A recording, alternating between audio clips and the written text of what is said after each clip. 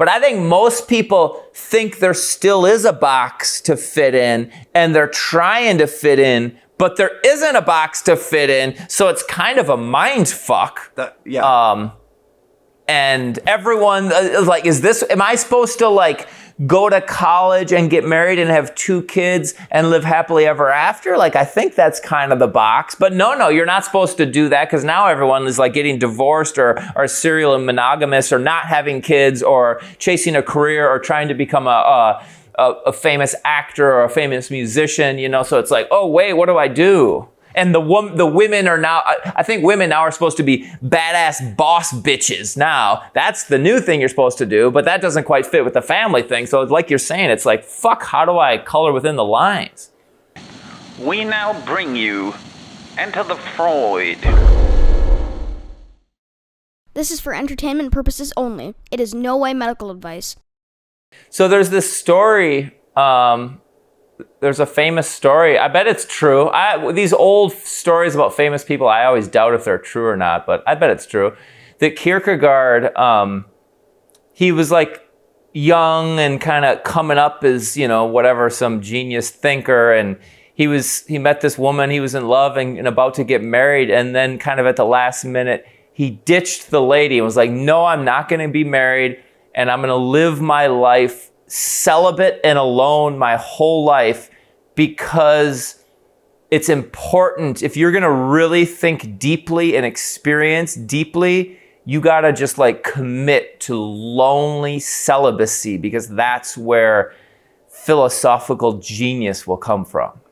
Oh my God. That guy's like the exact opposite of the incel. Isn't that like a philosophical, almost diametrically opposed to, oh, they didn't give me enough of the things that then would serve meaning to me. It's like, oh my God, that is totally, you're right. I hadn't even heard that story, but I know it's a really good story, and I didn't think about this perspective you just said, but that's so true. That the incel, normally you'd think that the opposite of the incel is the dude who just has tons of ladies. Yes. But both of those, the incel and the Chad, are both these very selfish people. Yeah. And kind of caught in the realm of material enjoyment and selfish enjoyment, whereas Kierkegaard is doing this whole different thing. What year was this that Kierkegaard decided to go on this strange thing? I forget when Kierkegaard was writing, but a pretty good bet is like early-ish 1800s, I'm guessing. Oh, wow. Yeah, I heard a very similar, well, it's not even a similar story. But the dude who came up, who is the guy who went to the Galapagos and then Darwin. Oh, it was Darwin. I heard that Darwin, when he was trying to figure out if he should get married, did this ridiculous list of pros and cons about marriage. And he came up with like 2 pros that, well, when I come home, I think a wife would be better than company of a dog. That's what he said. And then all the cons were like, well, then I won't be able to go out on adventures and become a scientist and blah, blah, blah, blah, blah, blah. But he chose to get married anyway. Huh. Against the idea, against Kierkegaard's secret technique of yogic austerity. Yeah. Okay, so this thing that we're seeing in both Darwin and Kierkegaard is this this kind of binary of like, if you have a wife or if you're hanging out with people, you're sort of happier and more content. And Darwin decided, I'm going to do that to be more content, to not suffer. Whereas Kierkegaard is like, no, I don't want to be happy and content, because there's almost this idea of contentment is sort of like taking a pill. It's kind of like the blue pill, red pill thing. It's like taking a pill of life is easy and therefore I'm just kind of fat and stupid and I'm happy. Whereas he's like, no, I want to like go and deprive myself and suffer and really wrestle with like the human thing. and both of those guys are saying that, but they chose different paths. I have thoughts about that. What do you think about that? About which part exactly? About what? I don't know about this. Like, I'm not even so sure I buy it. The assumption that, well, okay, so I do buy this assumption that like humans can make. It's kind of like you were just saying before we started that you're starving yourself right now, and I'm assuming it's making you kind of like angsty, like you're starving, but there's something that feels good about it. Versus if you just like let yourself eat the French fries and sit and watch Netflix and drink a beer and smoke some weed, it's this like, you just like check out and you just become this like fat, it's back to like the Wall-E thing. It's like, you're just like this fat, contented blob that doesn't fucking accomplish anything in the world. But if you have self-discipline and you deprive yourself of French fries, you deprive yourself of Netflix, you deprive yourself of alcohol, you deprive yourself of weed, you're more this like animal that's gonna fucking like go out and like fight and battle and wrestle with the world and try to create something. Yes, I suppose that's possible. But so what happened between the 150 to 200 years when Kierkegaard said this, which obviously this goes back to all types of strange religious practices of austerity and purposeful withdrawal from the world in the attempt to achieve. But in the case of spiritual pursuits, it's usually not so that then you could be such a great thinker. It's so that one could transcend. What it's that's like the transpersonal tradition. Like it has this transcending the human thing, whereas Kierkegaard, it's different. It's like getting more deeply into it to try to understand it. Yeah, I think that should be one of the biggest distinctions we make in the pursuit of trying to figure out what is existential loneliness, and then where is it? Because you made mention of this previously when you were talking about, okay, a patient comes in and they're struggling with trying to figure out what's their purpose, what's the meaning in life. And if you, rather than address their concrete reality of what are they doing, are they operating as an incel, a Chad, a Kierkegaard, like, how are they functioning within the real world? And instead you just say like, let's get on the boat to transcendence. Let's just like, okay, now it's time for the shamanistic journey. And off we go. Well, as you and I have experienced, certainly clinically, that can be further dysregulating and or ungrounding. It's not a real clinical term unless you talk about like the felt sense of Gendlin was this guy who talked about a kind of a grounding experience, and I think our buddy Lance would talk quite a bit about that in his practice. The grounding experience. The grounding experience of getting in contact with your physical self, the way that it operates within the world, as opposed to let's do yogic meditative practice, go into a state of whatever kind of practice. It could be chanting and so in hopes of being saved from this loneliness in kind of it's a really like it's like in my mind a childlike hope that someday your parents will come they'll find you in the orphanage and they'll pick you up and then you'll be rich and you'll have all the things. That's seriously my strange perception of that type of hope. Of the hope that you, like yogic or meditation transcendence will sort of bring this deliverance to finally being happy. Well, the specific deliverance is you will no longer have to struggle with the problems of the world, and specifically the problems of attachment to loved ones, the struggle of interpersonal exchange, the need to achieve some level of financial and physical attainment in this world. Yeah. Like, that's a lot of what people are promised and hope for in the pursuit of this. And I actually don't really want to go far down that road because it's just going to point out my own strange shit. Yeah, getting into your own strange shit might make for a really interesting podcast episode. I was hoping to just tell stories of everybody else. like for example, I was thinking on the drive to the office, I was like, dude, what about? Because I thought, a great guest to be on this show would be Matt Spalding, who he studied before he came to become a psychologist. He went to Russia. Well, no.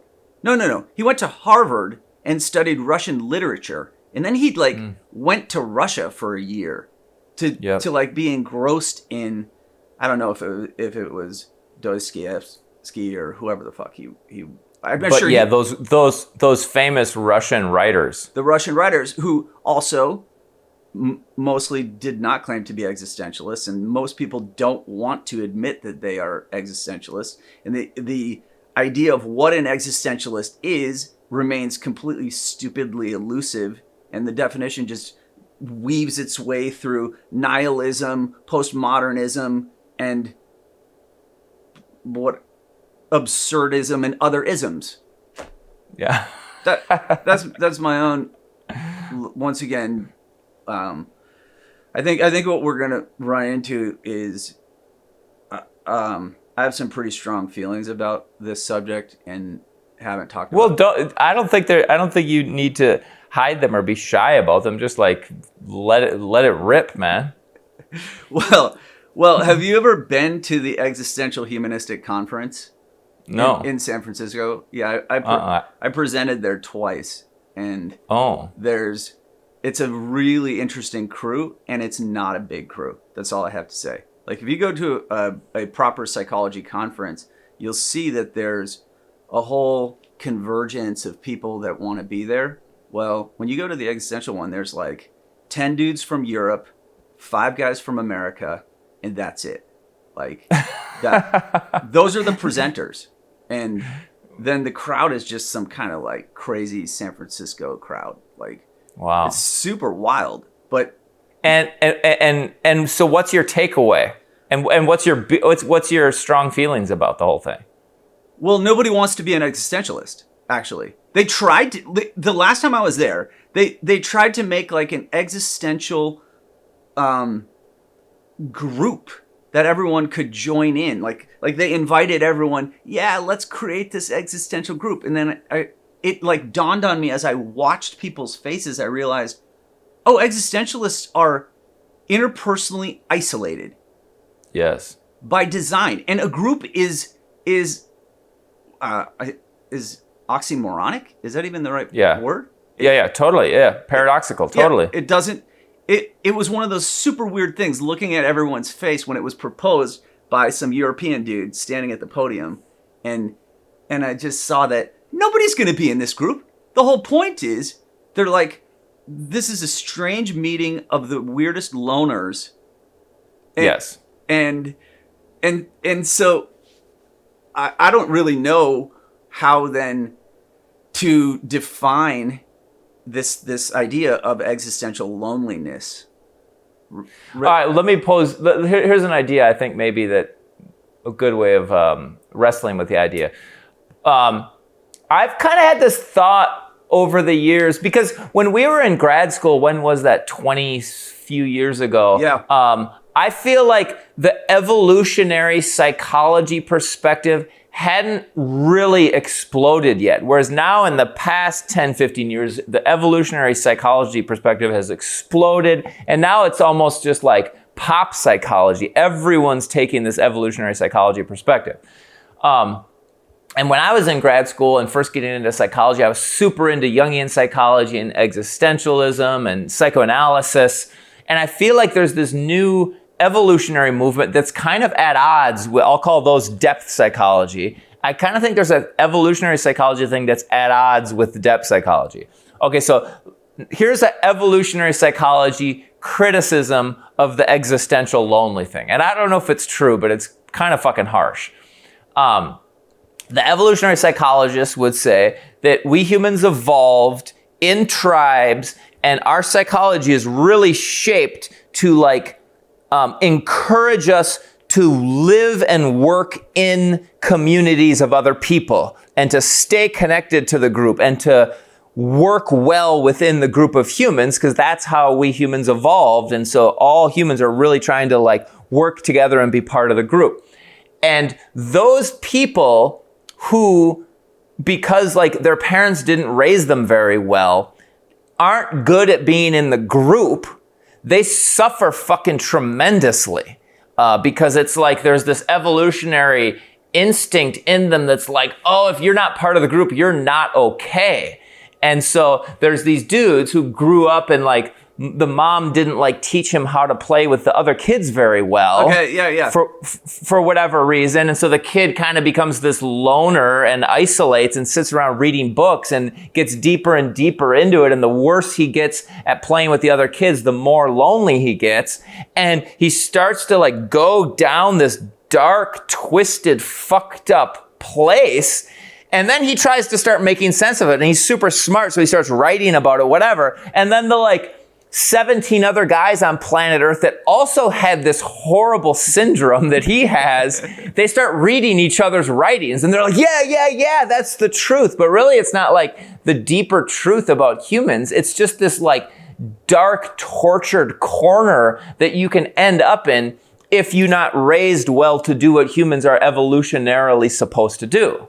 I can't tell from what you were saying if you agree with this or not. It sounds like... Because I don't know if I agree with it or not. Yeah. Because it's like, there are cases where clearly you can see that happen.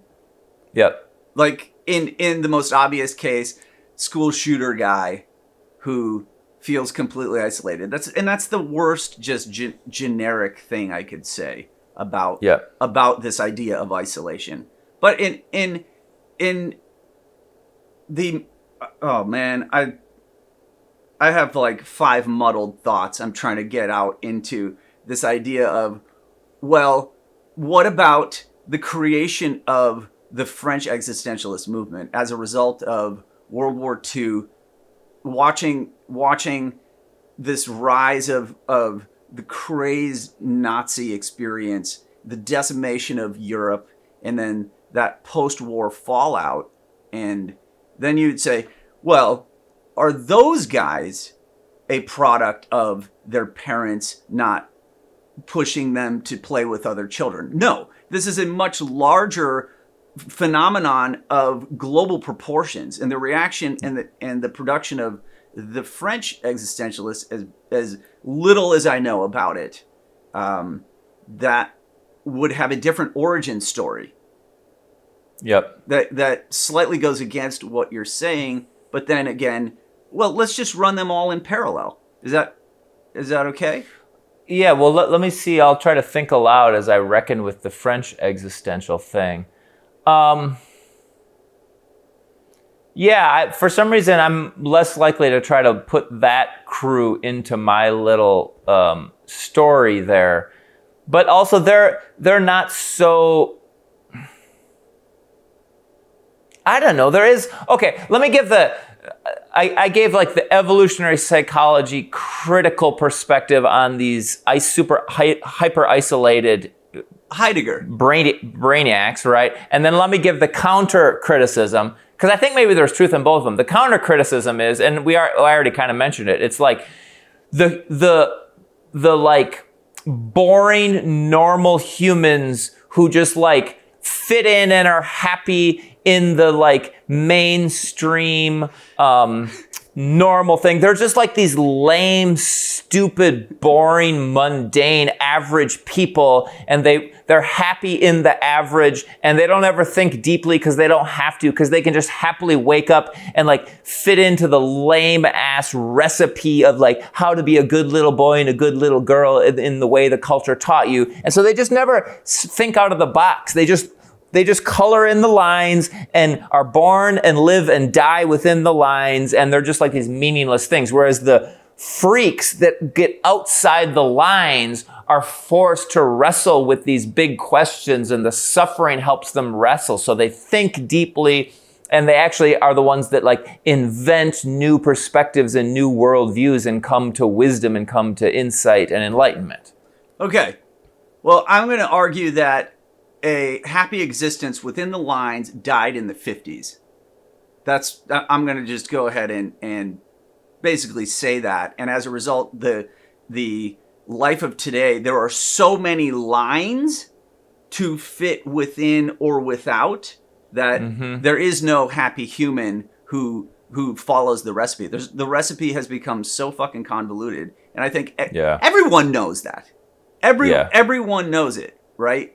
Well, actually, I think what you're saying, everything you just said, I think is very true, except the part of everyone knows it. I think most people, because when you said that, I was kind of like, oh shit, that's a good point, which kind of makes me think I hadn't really thought of it that way. And if I hadn't thought of it that way, a lot of other people haven't thought of it, because I think about this shit way more than most people. But so here's my kind of argument with that is, I think your point is totally true, but I think most people think there still is a box to fit in, and they're trying to fit in, but there isn't a box to fit in, so it's kind of a mind fuck. And everyone like, am I supposed to like go to college and get married and have 2 kids and live happily ever after? Like, I think that's kind of the box. But no, you're not supposed to do that, because now everyone is like getting divorced or serial monogamous or not having kids or chasing a career or trying to become a famous actor or a famous musician, you know? So it's like, oh, wait, what do I do? And the women are now, I think women now are supposed to be badass boss bitches now. That's the new thing you're supposed to do, but that doesn't quite fit with the family thing. So like you're saying, it's like, fuck, how do I color within the lines? Wow. Well, so, okay. I hate to do this and depart viciously from where we're at, but it's a very quick departure, just to say, like, what is existential loneliness? This term is so adopted into pop psychology but not existential loneliness. The term of existential crisis, existential threat, existential, like the way that everyone hears it used is not real. Like the idea that okay, let me give you my very quick definition. I think that existential loneliness is a loneliness that comes from some place that you cannot identify. That's like my plain and simple, the most basic thing. And my example would be something like, if you can identify that I'm lonely because I finished college and I'm in a life transition where I don't know what to do next. And so I'm lost, and now I feel alone and isolated, right? That's not existential loneliness specifically. And it goes on and on and on to like, oh, now I'm retired and I'm confused about where I am in life. It's like, no, if you can identify the source of it, then, or my loved one died, now I'm in a state of existential loneliness. And it's like, no. Don't confuse grieving with this phenomenon that we're going to have to try to make sense of in this discussion, which is like, what is it then? If it's not just all these things that everyone else is defining it as, this is where I have just a slight disagreement, but it's not too complicated. I just want to point out that. Well, no, I think you're totally right. That there's social loneliness. All the examples you just gave are social loneliness or lack of direction or lack of knowing how to fit into society. Let's just call all of those social loneliness. And then existential loneliness is a very different thing. And I think existential loneliness is what the French existentialists were talking about. And I think it's what Ernest Becker was talking about too. I think it's like what existentialists were talking about. And you're right. I think most people they kind of know what it is because of a feeling of it, but they haven't like clearly and explicitly reflected on it. Yeah, I think that's where this kind of like getting into definitions that just tie philosophy on top of other philosophies is not helpful. It doesn't give us a real sense of what the fuck is it, right? Like even where we're at so far in this discussion, it's not clear really, right? No. I think of the story of Dave Stuckey. Remember Dave Stuckey's funeral? And Yeah. there we all were, and we're examining a person's life as he dies right before 50 years old. And everyone had stories about this person's like absolutely bizarre, high risk behavior. Every single person there had a story to tell about where we thought he was probably going to die. Yeah.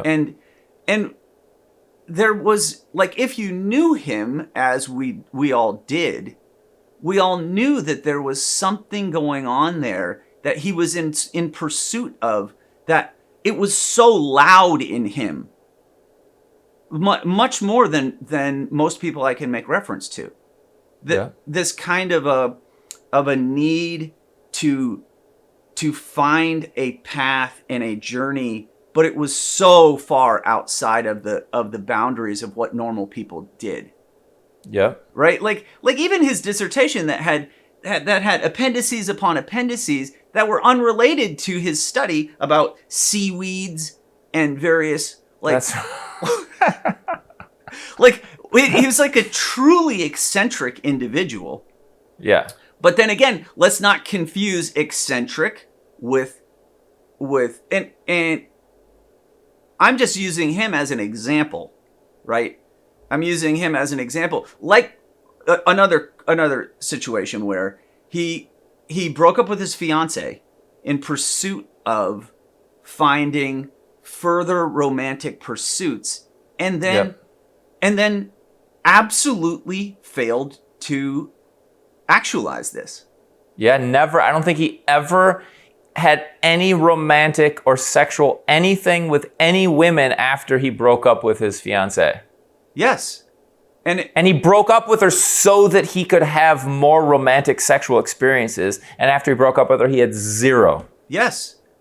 And this, once again, you see how maybe we don't even see yet how elusive this thing is as we try to describe this fellow in his ways as he goes along. Like, okay, well, he's a good example of a certain type of loneliness that actually I don't think is existential loneliness, but it is closely related. It's this loneliness. It's the loneliness of a person. If we do a bell curve, it's the loneliness of a person who's at the extreme of a bell curve. If you're really searching way outside the lines, if you're searching, if you want to really search the very distant, novel, unusual realms of living in Earth, then you're going to be alone out there. Okay, yeah. Okay. And he's a really good example of that. God damn it, you're so right. Okay, that's that even helps understand it better.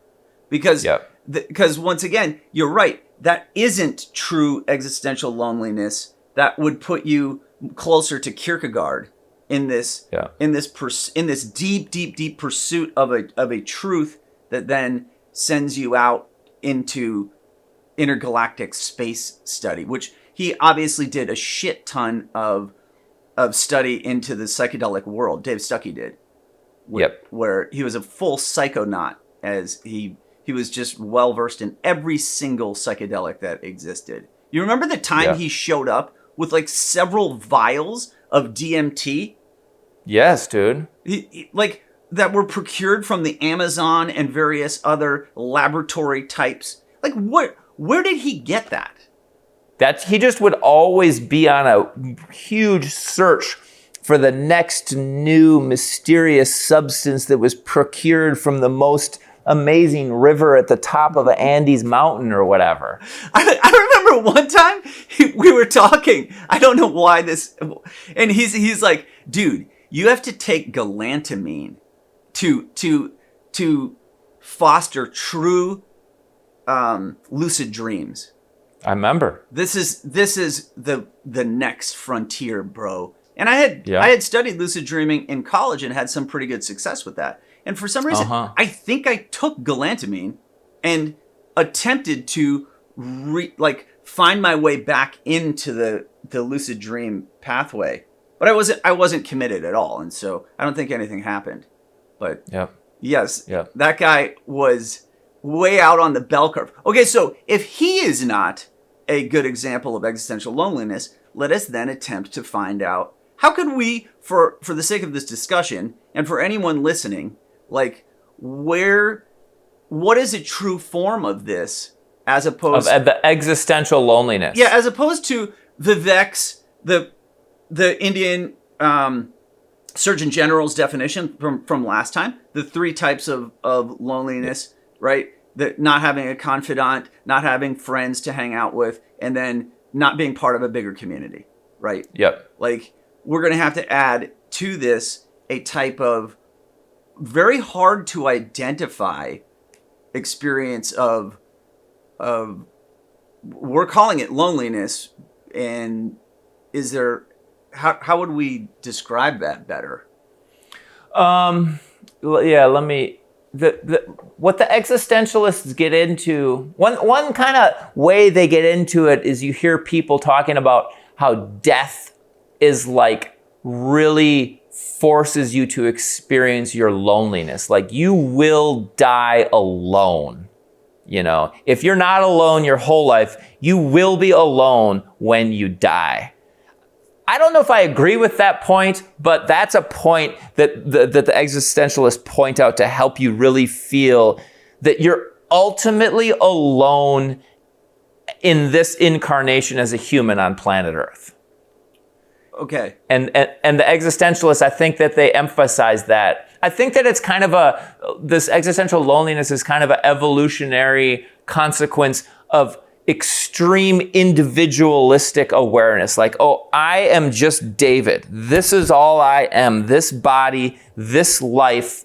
And ultimately, just because in this body, I'm separate from everything else. I'm ultimately alone, and I'm going to die alone. And just this like acute awareness of myself as an individual, I think is a big part of the loneliness. And then there's also this like post-religious thing, because I don't really believe in the Christian or the whatever religious thing. I more have to reckon with my own life as myself. Like, what the hell is my life? I have to figure out what my life is about.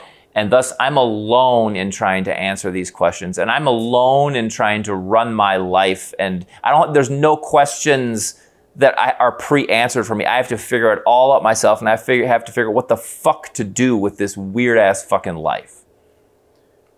Yeah, well, as you bring in the religious piece and the letting go of the framework, and then that kind of the responsibility of you now have to make up the rules as a person. Supposedly that is a source of serious angst, anxiety, and dread, according to the French guys, not the American existentialist guys. And to get into that, that's a distraction. Let's stay on this target of like, what is like, how, well, I was thinking as you were talking about the difference between, like, is existential loneliness, crisis, is that normal? And there are a lot of people who are like, oh yeah, that's a normal part of life. And I'm like, well, it may be, but then are we then going to not say that this is something you should get help with? That this is maybe, when does it become pathological versus like when is I think that the American existentialists' answer to that question is maybe it's normal, but I think they're trying to teach us to not get sucked deep into it and instead find a meaning in life find a community to work within in a meaningful way, and thus you're not lonely and you're not plagued by meaninglessness, existential dread. And so I think that kind of fits with the evolutionary psychologist idea, is that we humans were supposed to be participating in a community in a meaningful way. Yeah. And I think the American existentialists, if I try to generalize, are all on board with that. They're also the newest, right? They're the most recent, I believe. The last time I think that's true. Yeah. The last time I checked, because remember being in Kirk's office, and he had that picture of him and James Bugenthal. Did you ever see that? Yep. Yeah, I remember seeing that and thinking like, oh, how interesting. So there is, I'm talking about Kirk Schneider that both Dave and I worked with, and so then we are in the direct lineage of the American existential movement. But then what is this like? So then technically we fall within that category somewhat. And even though nobody identifies as an existentialist other than Kirk and then maybe James Bugenthal, predominantly, right? Like most people want to say, "Oh, I'm a humanist." But then again, it's God. Like I said, I'm fractured and I have so much thoughts about this. Back to the idea of what would be an experience of existential loneliness that would be like, how much of it should one and could one accept as part of the basic life process, and then when would you be so cast out into the world of meaninglessness and purposeless loss that we would say this is true existential loneliness. And then obviously diagnostically you're going to say that's a major depressive episode. Yeah. Right? And so like clinically this is a really hard one to look at. Like, how are you going to frame this with someone's experience? And I'm struggling in this moment to try to just like come up with a clear example, other than I think I can give one from my own life, right? Like, yeah, do it. When I was 18, I think I was 18, I had this super weird experience where I was reintegrating from growing up in India into American society. And it was so weird because I look like this, I sound like this, but I was totally raised in a different culture. And it was like everyone thought that I knew how to be American, but I wasn't American.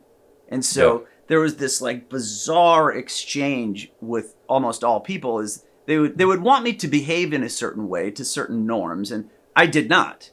So I was a super strange individual, and oftentimes that was received really well, but sometimes it was really odd. And I had this super strange experience. I remember I was sitting there with this friend Jeremy at this diner, and I just burst into tears at a diner right there at the table, and he's just looking at me like, oh my God. And I said I looked across the table and I said, I'm so alone. I'm so terribly alone. And he had no fucking idea what to do with that. There I was in this kind of embodied experience. And when I thought about this aloneness and I tried to imagine its source, I started to think like, oh yeah, like I'm not sure what the future will hold. I have no idea what it's going to be like, as I'm from a different world. I see a lot of promise in America, but then I had these very, very intense, global, almost, I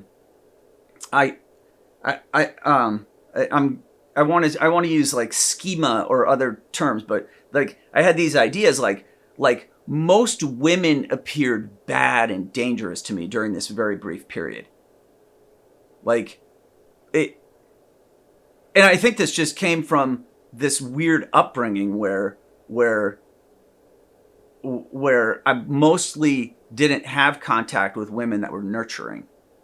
And so I had this like super weird experience where there I was now a sexually mature person. Women were showing interest in me. And I was like, whoa, I don't know how to navigate this because you guys are in my very rudimentary idea, dangerous. Yep. And that's just one element as I try to tie it together. But really it was like a fractal. Everything that I understood as I would follow it out into this like attempt to explain the world would spiral off into an incredible unknown. Like, yep. I couldn't understand what was happening to a lot of my friends as they were trying to reintegrate or assimilate. Assimilate is a yep. better word. Assimilate into yep. American culture after being raised in the Himalayas, right? Yep. And I watched some of them get into like very, very difficult psychiatric experiences.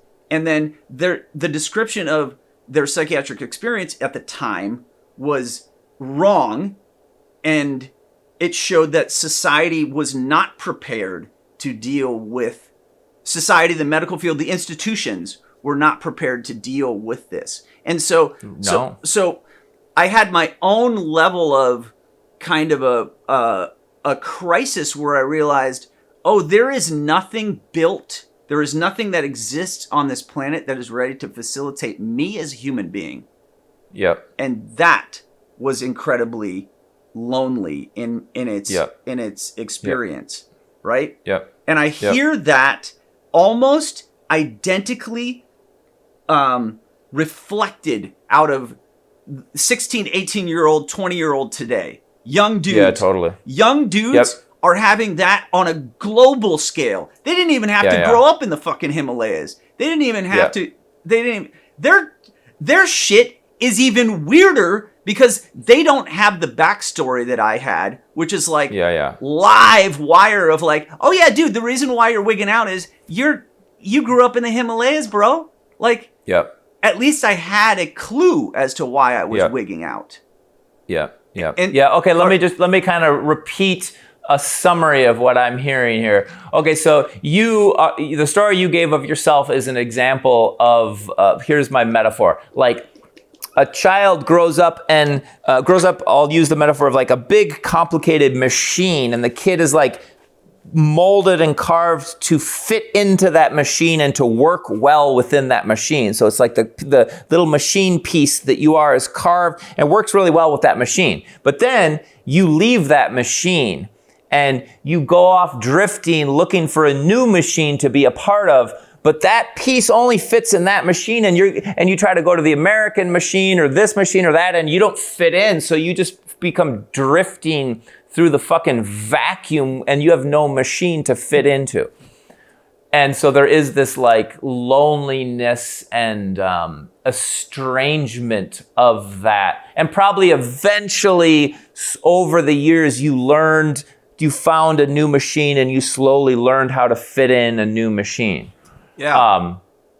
And then that fits kind of with this thing. And Rollo May talks a lot about this, so it somehow fits into some existential world of that what's happened over the course of the past many decades or maybe even centuries is the old machine of like Western Christian society, that there used to be this narrative that we all fit into because we're all like good Christians doing this like whatever thing, that's sort of started to fall apart. Like Nietzsche saying God is dead is sort of like that whole chapter is over. And so now there's not really, and this is to your point of there aren't lines to color inside of anymore. So now everyone emerges as some piece to some machine but what's the machine and what are we trying to do? So everyone's just now drifting around in the fucking abyss. Yeah, well, so everyone is drifting, but it appears that it's really hard for people transitioning through that window of I'm a kid going through puberty into sexual maturity, and now I have to assume these adult roles. Like, for some reason, that one is and this goes right against what I said originally, that like if you can point to what it is, then that's not true existential thing. But it's almost both. Like yes, that's a clear transition. We all know, we all survived through it. I don't know how anyone survives through that shit. It's one of the most miraculous fucking metamorphoses that a human experiences physically and psychically. But then what is it that in some cases the person literally starts to come unglued, and then they arrive with the terminology of today: I have anxiety, I'm depressed. That's the language everyone speaks. Nobody knows to talk about, hey, what I'm experiencing is causing me to unravel, and what is this that I'm experiencing? This larger framework, I think is helpful, but then again, how long does it take to understand the world this way? Like I'm saying, through the lens of, yes, you are born into a world that has a machine that shapes you, and now you arrive at a place where you realize that's the end of the shaping. There is no more facilitation of a thing. It doesn't matter what kind of 401k plan you have. It doesn't matter what kind of church you're a part of. It doesn't matter where your kids go to school. Like, you are no longer held by the constraints of the thing that shaped you. Well, and then if that's the case, then that's an inherent problem facing everyone. Well, let's try to be more specific. So you're raising a son. Who is your son? 12 or 13 now? No, he's turning 12 at the end of this month. Okay, so he's almost 12. Do you see the path? Like, you're preparing your son to be an adult in this world, but do you know what it is you're preparing him for? Like, do you see what you got to get him ready for? I think about that all the time. And no, it is elusive. I oftentimes see him and I think, wow, this dude's nicely prepared for any fucking world. And then suddenly I realize, wait a second. No, he's not. Like, he's not on a direct career path towards solving some genetic coding phenomenon that will allow human beings to exist on Mars. Like, and I'm like, oh, he's not fucking doing that? Wait a second. Is that what he should be prepared for? And right. In a way, I have to mock the stupidity of what parents think about when they try to prepare a child for the world. And it's like, I don't know how many lessons a father can pass down to their son to be like, hey buddy, you got to get ready for the experience of full disillusionment.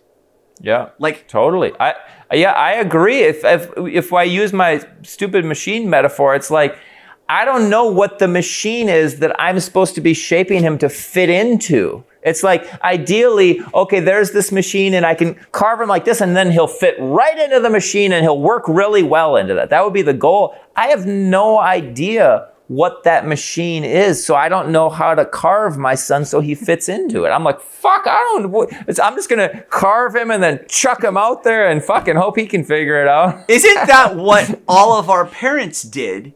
And then it's like, I wonder if that there has to be a way to do this potentially in a way that would. This is such a weird territory, because trying to figure out, like, how are you going to prepare them for all of the things about the fact that the world is very scary and the world is very violent, and you're a man and you are there are all kinds of confused messages about men, and then within that you still have to be able to deal with what is it that, like, what are your roles that you're going to have to be able to go in between.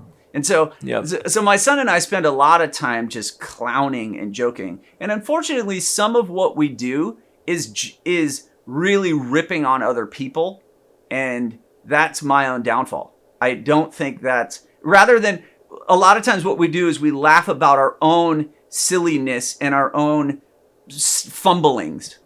Yeah. But then what I do realize is in a way we are kind of like this team that's moving away from the others this is just unconsciously coming out of us as like a team where we're like, we laugh at others' struggles.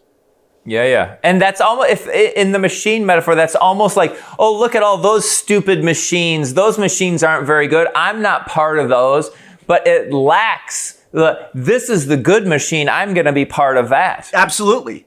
It does. Yeah.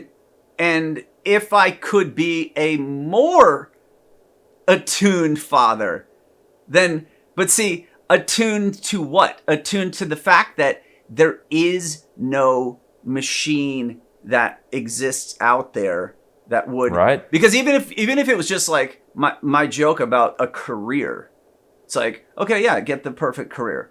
Well, that's just one tiny piece of the puzzle.